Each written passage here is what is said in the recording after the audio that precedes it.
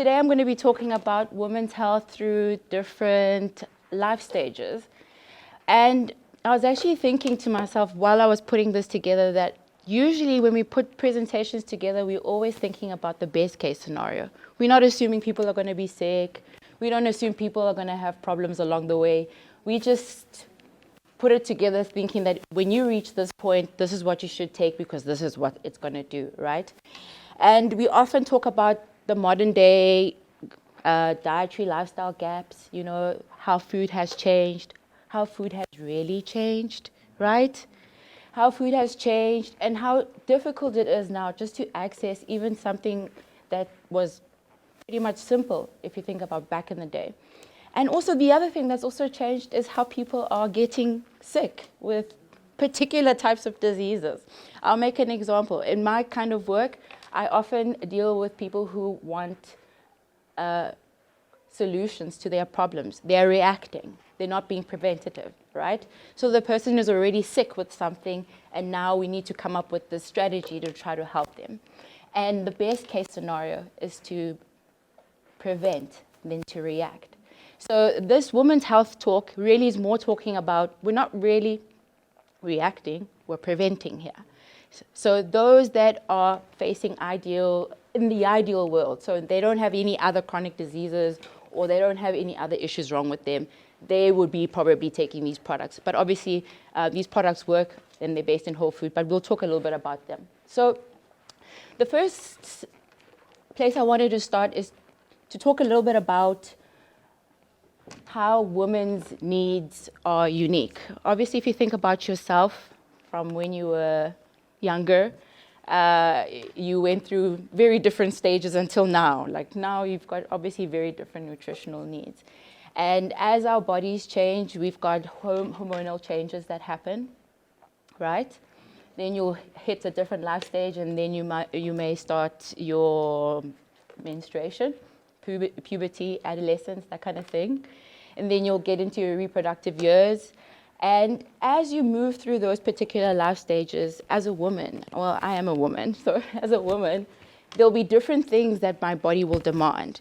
And frankly, I didn't want to be reactive. I wanted to be preventative about how do I come up with solutions that are based in nutrition that are going to make sure that I have the best optimal health, right? And then another thing that's quite important is thinking about how one solution is not the same for everybody. You know, it's not like a one-size-fits-all kind of thing, you know. There's also still that importance of listening to what your customers are saying to you or your family is telling you or whoever's talking to you maybe in confidence about what's wrong with them. Listening to those nuances, there's where the clues will lie in terms of what their challenges are. Of course, we've built these incredible systems at Neolife where we've got weight management tools, heart health tools, but you still need to be thinking about all the other moving pieces. For example, it's not just nutrition that will be impacted. Sometimes they have sleep issues. Sometimes they're at advanced stage. Sometimes they're already taking other products or other medicines, you know. So these are the things that you need to take into consideration when you think about one size does not fit all, but usually, if you are preventative, it will work, not when you are reacting. Are we together? Yes. Right. So these are the 5 life key stages that I'll be sharing with you today. And then I'll link them, obviously, to the Neolife products that are obviously designed to help in optimizing these particular phases. We'll start with the adolescence phase, and then we'll jump into the reproductive years. I'll talk a little bit more about that. Pregnancy and breastfeeding, because that's kind of like a very big blip when you think about a woman's stage in their life. Perimenopause and menopause and beyond, you know, and then what kind of nutrition would be critical in those phases. So let's start with the adolescent phase. I mean, I want to think of myself. I was quite an active adolescent. I did a lot of sports at school. I was a swimmer. I played hockey. You know, I was also quite a performer when it came to my academic work. And I wanted to make sure that all these things could have been met. So there was a lot of things happening all at once. And obviously, that meant that my life obviously demanded much more from the food that I eat, for example.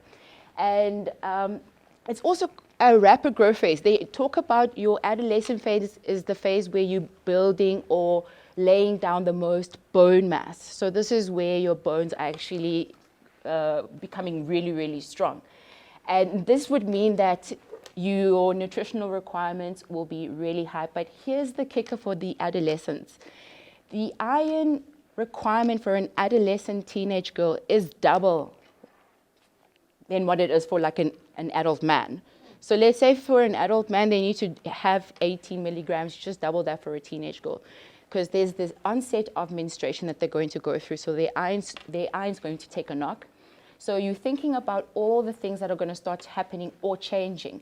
And this is an ideal world. This teenager does not have any other issues, mood issues, stress issues, or whatever other issues that adolescents usually have. So in the ideal world, you're thinking about, okay, what would be the 4 main nutrients I would focus on an adolescent teen? I've listed them there. So iron, because obviously we're thinking about that premenstrual phase that they in. Some of them are already in their menstrual phase. I mean, some of them start their menses even before 13, from what I believe. So you want to have the stores there, because an iron deficiency can cause quite a havoc in someone's life if you didn't know. Like, it can really, really cause a mess. Then we've got calcium, because I was talking about that bone mass. This is the time where you're laying down the most bone. Folate is also very good. And then protein. And protein needs will always be there because you're building muscle, and we need protein for all sorts of different reactions when we think of our health. Next, I created an adolescent foundation pack. So what would be the products that you would club together if you're thinking about the ideal teen who probably has maybe some mood issues, anxiety issues, concentration issues, who probably on their way to starting their menstrual period, who's a little bit active, who wants quick solutions. This is what I came up with. So we've got obviously omega-3s, and we know omega-3s are quite popular in terms of heart health, joint health, but for teenagers, this is going to help with concentration, memory, focus, and that's where it really, really shines. So it's very good for somebody who's not dealing with 1,000 other problems and they're trying to optimize their nutrition. Omegas would be really good. Followed with the Neo Life Shake. I've come to love the Neo Life Shake because it's like a one-stop shop. It kind of gives you everything, takes the guesswork out of everything. So you get everything in there that you need, B vitamins, amino acids, whatever, it's in there, So the Neo Life Shake is kind of good because it can work as a meal replacement. So teenagers can be lazy. So this is something that they can have on the go, something they can have when they're outside the home as well, or something that they can use in between meals. I mean, it's got the protein we've been talking about, it's got the folate we've been talking about, and the all-important iron. And then obviously the bar. The bar, you guys had it today. It's really, really, really, really good. Snacking on the go by providing you with all those important nutrients that a teenager might appreciate. Also keep in mind, our teenage people, our teens out there probably don't want to be bogged down with many pills, We need to be giving them something that might appeal to them. And this is in the ideal world. They don't have any other issues. Let's say, for instance, it is exam time. You might introduce a B vitamin, for example, because B vitamins are known for nerve signaling and also boosting memory and that sort of thing. So you'll tailor it according to what you need at the time. Make sense? All right. Then we jump into our reproductive years, and I put those asterisks there because the reproductive years are kind of fluid now. You don't have to be 39 to have a baby. You can be 50 now and have a baby. But obviously, these are like this is the peak time that you'll be considering having your children. And this is a time where a lot of things start to pick up in one's life. And obviously your nutritional needs start to also change. You probably start a relationship or a very serious relationship. Your career also demands from you. You have a social life. And then you still have to deal with your monthly cycles now because they're probably in full swing at this time. And we don't want to be overthinking what we should be doing, especially when we are preventing. We're not reacting, we're preventing something before it comes. So these are the critical nutrients that somebody in their reproductive years would probably, should focus on. So we've got iron. And iron obviously talks to the red blood cell formation as well as losing blood through your menses, so that's important. Then omega-3s, folate, we've got B vitamins and antioxidants. And I want to talk a little bit about things like folate in your reproductive years. A lot of women don't know that most of them could be iron deficient. Iron deficiency is something that goes undetected. It's a really silent kind of thing. So you may struggle with fatigue, you may struggle with things that you can't really put your finger on. And it's usually because you've got an iron deficiency, because every month you're swinging through your monthly cycles, but you're not replenishing in the adequate manner. Of course, all of us want to believe that we're doing our best. You know, like I can ask anyone in the room, does anybody think that they're eating absolutely perfect and like they don't need anything that I'm talking about here? They might as well just get up and leave. But to be honest with you, it's every day is its own new challenge. So we need to think of it as a preventative way, you know, a preventative measure, so that to ensure that we are sticking to what we need to be doing. And that's the hidden challenge. It's that iron deficiency. And there's obviously data and research that supports that. Reading a paper about women who didn't know that they were iron deficient, it kind of wreaked havoc with the fact that they couldn't actually carry to term. So, or have low birth weight babies, or actually lose their babies quite early because of this hidden deficiency that they don't know about. That is the reason why in your once you're pregnant, they usually put you on an iron supplement. Right. So then there's this reproductive years power pack. So what we probably put together for when you are reaching that phase. We've got Pro Vitality, because we obviously want that iron, we want that folate that's in the multi-mineral. We've got omegas that are in there. Feminine Herbal Complex is the first time that it comes up there. This is an incredible product. Feminine Herbal Complex is a mix of these really, really good herbs that will help things like PMSing, you know, those that've got cycle issues. Really, really good for people in this phase, even if you don't have those issues and you want to prevent and want to make sure that you're looking after yourself as best. This is the kind of product that you'd be taking. And then obviously we've got CalMag. CalMag is obviously a combination of calcium and magnesium. Magnesium is obviously renowned for how it helps with nerve signaling and sleep, anxiety, mood, stress. These are the things that women struggle with. You know, these are the things that, this is the products, I guess, that they should take when in their reproductive years. Which brings me to pregnancy and breastfeeding. I mean, in your pregnancy phase, not everyone chooses to have children, but obviously if you've gone down this road, being pregnant means that you're not thinking for one, you're thinking for two. And best believe your body will prioritize the fetus or the baby that's growing in your body. So whatever stores that you have will transfer to your baby. This is kind of critical, because you'll hear pregnant women complain about sore teeth, you know, a sore back. That's because their calcium stores are low. Your baby will draw all that calcium from you. Teeth that fall out at childbirth. Grown women whose teeth will fall out because they didn't have enough calcium to transfer to their babies.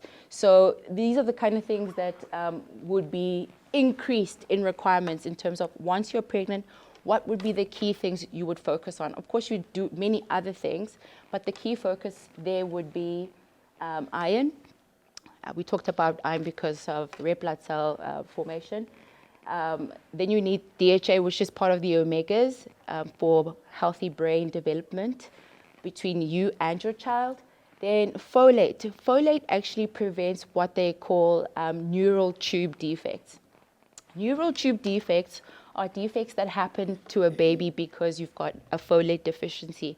And usually what happens is that if you don't know preconception, so before you fall pregnant, you could have this folate deficiency, because this is when the neural tube defect will happen. It will happen in the first 2-3 weeks of you actually being pregnant. And that is the reason why taking supplements before being pregnant is really, really good. And folate kind of prevents that. So those that are taking folate because of those neural tube defects. And then we've got protein and calcium as well. We talked about the falling teeth, about the pregnant woman. Right, so the pregnancy and breastfeeding woman. So this pack is what I normally take, but this is the pack that I share with people who ask usually, what can I take while I'm pregnant or breastfeeding, so that I can obviously make sure that I'm getting everything I need, filling in those nutritional dietary gaps. And Pro Vitality, let's say, for instance, that is really notorious for doing that. It just fills those gaps, takes the guesswork out. Then we've got the B vitamins that we talked about. The B vitamins, omegas, CalMag, and the NeoLife Shake. So this is the combination. This combination will give you about 6,000 IUs of vitamin A. Vitamin A becomes quite contentious when you're pregnant or breastfeeding, because that can also cause defects in your child if your vitamin A intake is very high. That is the reason why a lot of your doctors might ask you if you are drinking certain medications when you are pregnant, to make sure that they can circumvent those instances if you are on medications that can cause birth defects. Okay. Then we move on to perimenopause. And perimenopause as a phase in itself, it's apparently quite lengthy from what I've actually read. It's a lengthy phase. It can be anything between 5 to 15 years from what I believe. And in your perimenopausal phase, obviously it kind of sounds erratic, the way that I'm understanding it, because sometimes your menstruation's on, sometimes it's off. So perimenopause is actually described as you will see your menses on and off, maybe in a 12-month period, right? And that will go on for years, on and off like that. And then you'll have your other symptoms, hot flushes. And I watched a webinar that Abby Ryan Smith did and Susan Beck. They were talking about perimenopause and menopause. The interesting things that came from there in terms of women in their perimenopausal phase will lose a lot more muscle mass, whether you like it or not, because your estrogen is dropping. And if your estrogen is dropping, you are at risk of bone loss, meaning that you could have osteopenia, you can get osteoporosis, because of this lowered estrogen. Then it's also difficult for women in their perimenopausal phase to kind of make different body composition changes. So it's much more difficult to lose weight or, and that is because of those hormonal changes. So perimenopause became like a light bulb moment for me to realize that actually the women in this particular phase probably struggle quite a bit, because from day to day, their bodies are doing many different things. They're getting many different signals. So what kind of nutritional intervention could I put together? And luckily for me, in their talk, they had the products that they picked in terms of what would be necessary for women in this phase to help them with the muscles that they're losing, whether you like it or not, the lowered estrogen that's happening in your system, as well as all the other effects from being perimenopausal. Then they also talk about your metabolism slowing. I guess that also talks to the fact that that's the reason why your body composition will struggle to change. I mean, you can exercise all you want. And the recommendation there was perimenopausal women should engage in more strength training related activities. So walking. So hard cardio isn't going to yield the best results as you would think. You can engage in things and walking, a little bit of lifting, just making sure that you're getting in that movement. That could be that game changer.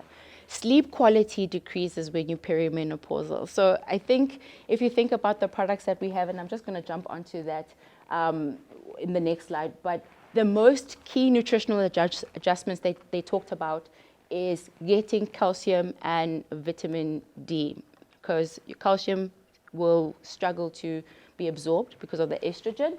Then phytoestrogens, obviously, because now we've lost some B vitamins and magnesiums. Those were the key nutrients that they highlighted there to say this is what they found in their studies, that the women in this phase really, really needed, and the requirements were quite significantly raised. Which brings me to the nutritional products. But do you notice that as the years, the life stages increase, the products sort of just like get more and more, because the requirements also get more and more. And also I'm of the belief that maybe even your habits get like a little bit looser and looser and looser. So you're not necessarily doing what you're supposed to be doing. So the products have significantly expanded. And I guess here it's trying to prevent, right? Because this is probably also the time in your life where you'll start to get health scares, or ideally be diagnosed with something chronic. So wanting to make sure that you're taking the best possible care for yourself, this would be the combo. And then I guess the fiber and the shake really sit within the weight management space, because they talked about obviously losing all that protein, muscle mass, how to replace that adequately. Then we've got feminine because of those cycle demands and your PMS demands, that they magnesium for sleep and nerve signaling, mood, stress, anxiety.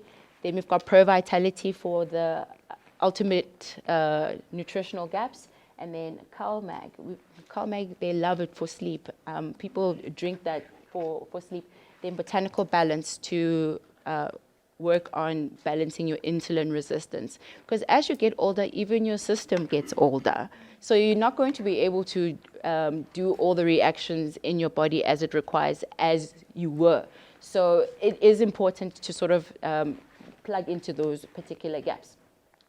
Which brings me to menopause and beyond. And this was Susan Beck's talk. And Susan Beck's talk was really leaning onto the sexual element of being menopausal and beyond, which was quite interesting, that a menopausal woman, and particularly it's entrenched in diet.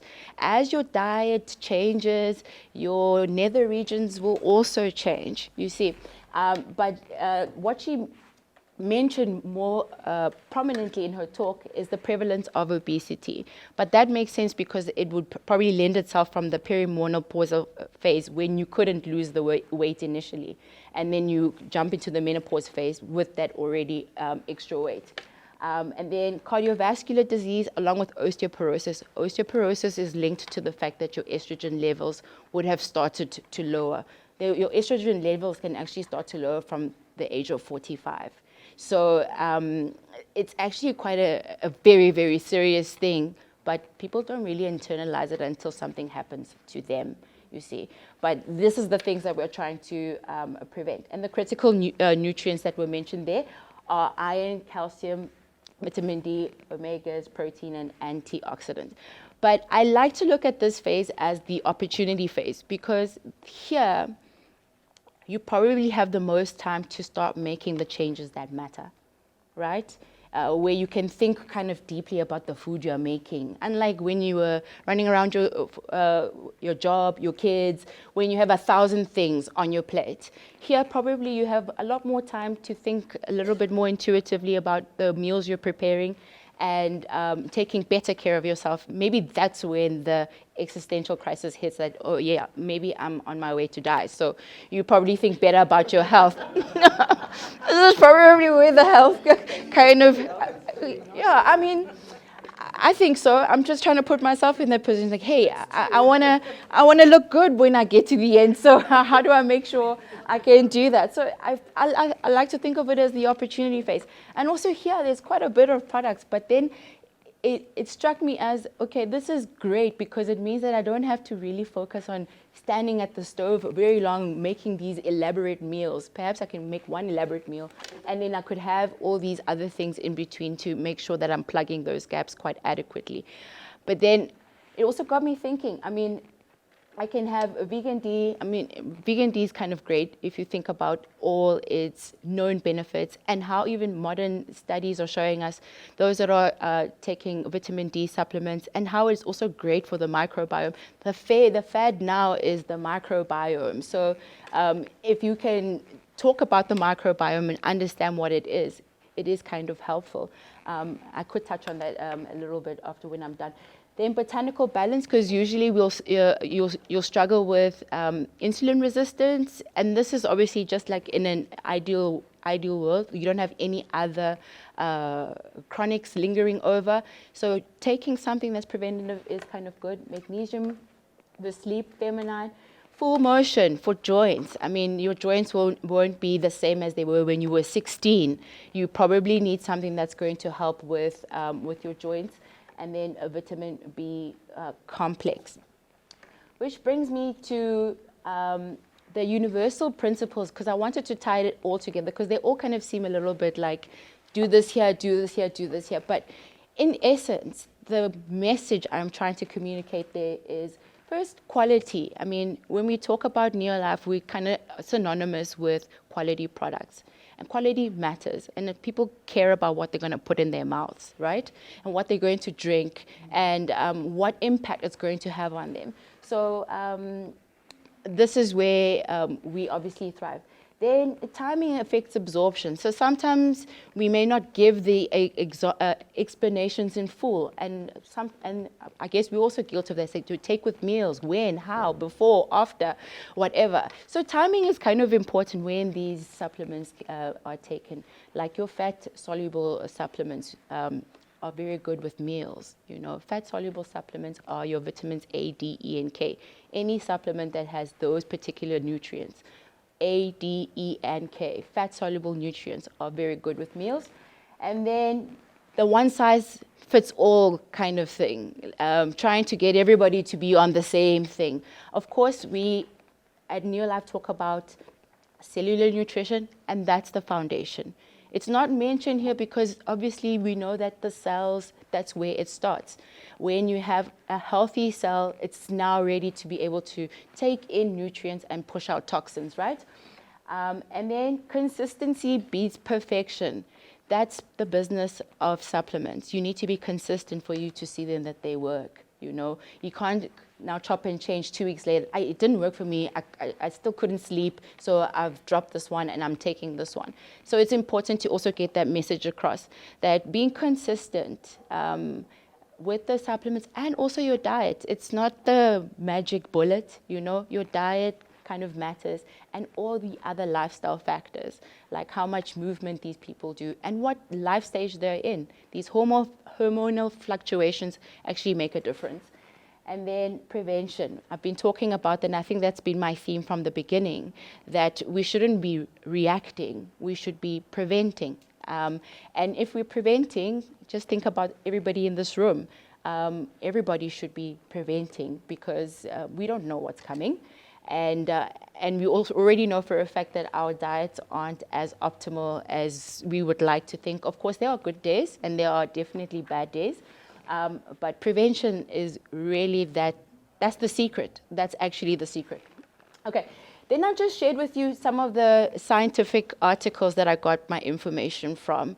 Neolife is big on basing everything on science. I believe in science. I mean, science is fluid as well. It changes, and you need to keep up with it.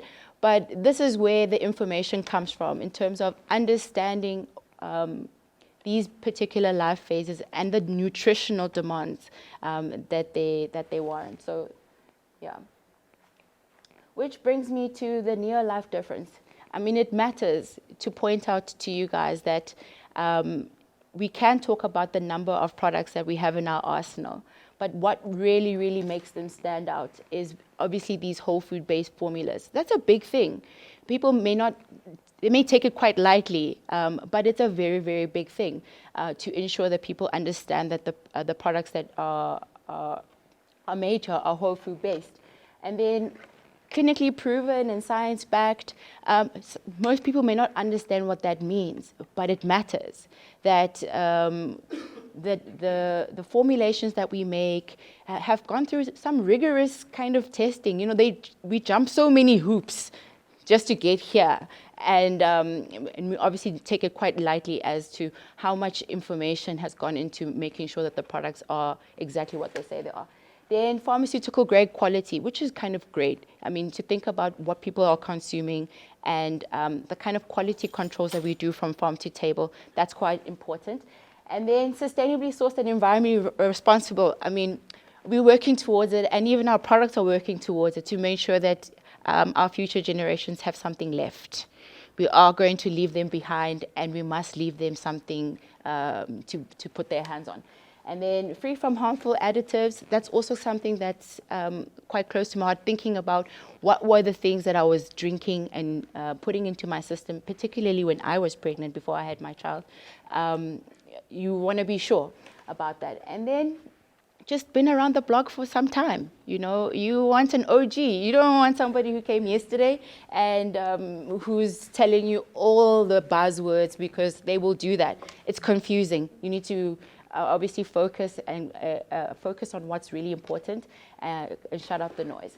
And to close off, it's about taking action. And I put some questions today. I mean, and it seems that somebody has given me some things to give away. So I will ask a question. If you have an answer, put up your hand, answer. I might have something for you at the end. So first of all, I'd ask for you to identify your life stages priority. So we're probably all at different life stages. And then your top two nutritional challenges. Is there anyone in the room that can identify their top two nutritional challenges? Yes or no? You want to put up your hand? At the back, yes? What are they? Low vitality and low shape. Okay. Not perimenopause. Not perimenopause. So the answer I was looking for there, like for me, for example, I would say that my top two nutritional challenges are probably protein and maybe vitamin D. I don't really get out in the sun much in the winter because, like, they talk about the aggressive winter sun and, you know, being an African girl and trying not to burn even further it's a whole other conundrum. But yeah, I would say that. And then for yourself, start with one change. Address your biggest gap first. I can promise you, you will be able to make those strides if you start making those small changes. If you make many big changes or many small different changes, you will fail because it's like a habit forming thing. You need to form the habit first before it sticks. Then plan for success. So set up systems that make good nutrition convenient. And that's things like your shake. If you have your shake on hand, so that you don't make poor decisions when you go out, guys. You know, having the thing in your pack, in your pocket, the snack bar or whatever, that makes all the difference. And then monitoring your progress is good. I mean, taking stock of where you were and where you're going, that's how people evaluate their goals or if they're achieving their goals. And we don't just want to be living in the air. We need to be keeping ourselves honest, make sure that we're answerable or accountable to what we say we're going to do. And then prepare for what's next. I mean, we are still here. It means another phase is coming and then another phase is coming. So each life stage builds on the previous one. So think about the products that you're already taking now. And of course, you already have other small things going on with you, right? So you already have your other issues that are lingering behind. Don't leave those behind. Take those with you. But you'll find that if you are consistent, the problems may sort of wade away, and then you can focus on just having good nutrition. Thank you.